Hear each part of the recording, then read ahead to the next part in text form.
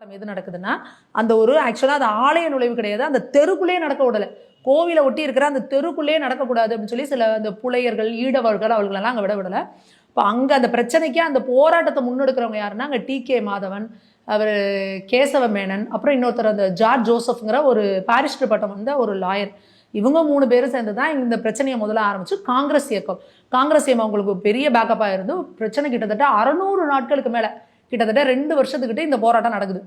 இதில் அவங்க என்ன பண்ணுறாங்க, ஒவ்வொருத்தரையா அரெஸ்ட் பண்ணி உள்ளே போட இந்தியாவிலேருந்து பல இடங்கள்லேருந்து சில பேரை போய் நீங்கள் போய் இது பண்ணுங்க அப்படின்னு சொல்லி போய் காங்கிரஸ் சார்பாக, ஏன்னா காங்கிரஸ் வந்து அப்போ வந்து இந்தியாவில் இருக்கிற இயக்கம் தானே, இப்போ தான் அது எங்கே இருக்குன்னு தெரியாமல் இருக்குது தமிழ்நாட்டிலலாம். அப்போ போய் அவங்க நின்று இது பண்ணுறாங்க. அப்போ வந்து காங்கிரஸில் ஈவராக இருக்கார்.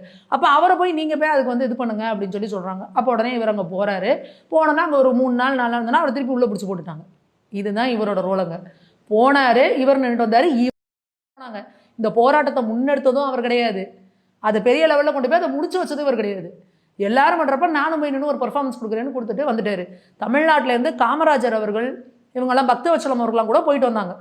அப்போது நீங்கள் என்ன பண்ணுறீங்கன்னா, அந்த வைக்கம் போராட்டத்தையே உயிர் கொடுத்து உருவாக்குனவரே பெரியார் தான் அப்படின்ற ஒரு பில்டப்பை கொடுக்குறீங்க. இதனால நீங்களாம் கோவிலில் முத ஆலய நுழைவு போராட்டத்தை நடத்தினது வைத்தியநாத ஐயரும் முத்துராமலிங்க தேவரும் தான். அதை சட்டமாக்குனது மூதறிஞர் ராஜாஜி. போய் வரலாறு முதப்பட்ட சாமியே இல்லைன்னு தானடா உங்க தாத்தா உருட்டிக்கிட்டு இருந்தாரு. உங்களுக்கு எப்படா சாமி நம்பிக்கைலாம் வந்தது? ஒண்ணு சாமி இருக்குன்னு சொல்ல வரீங்களா, இல்லைன்னு சொல்ல வரீங்களா? ஏதாவது ஒரு பக்கம் உங்க தாத்தாவை நிக்க சொல்லு. ஆஹா சூனா போனா ஒவ்வொருத்தர் இருக்க வேகத்தை பார்த்தோம்னா அவன் அருமை வறுமைக்கு ஆபத்து வந்துடும் போல் இருக்கடா. இன்னைக்கு நான் போறேன் பாருங்க. நீதான் சாமி இல்லைன்னு சொல்லியடா, நீ ஏன் கோயிலுக்கு போற? அட கோயிலுக்கு என்ன சாமி கும்பிட போறேன், தமிழ்லயே அர்ச்சனை பண்ணலான்ட்டு எங்க தலை ஆர்டர் போட்டிருக்காரு. அதை சொல்லி ஐயட்ட வம்பிழுக்க போறேன். ஓ சரி, உன் பேரு ராசி நட்சத்திரம்லாம் சொல்லு பாப்போம். பேரு சூரிய பிரகாஷ், ராசி சிம்ம ராசி, மக நட்சத்திரம்.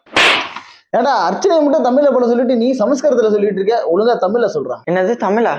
அப்ப இதெல்லாம் தமிழ் அப்படின்னு சொல்ல மாட்டாங்க.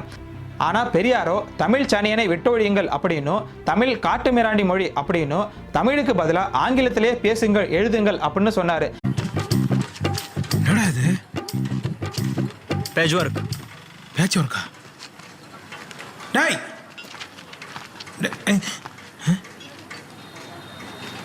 என்னடா கட்டி வச்சுக்கிறீங்க? தொட்டாலே தூளா.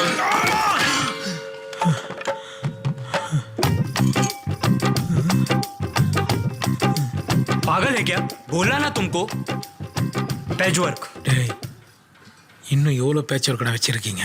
पूरा बुक पैच वर्क का ही है. பூரா புக்கா?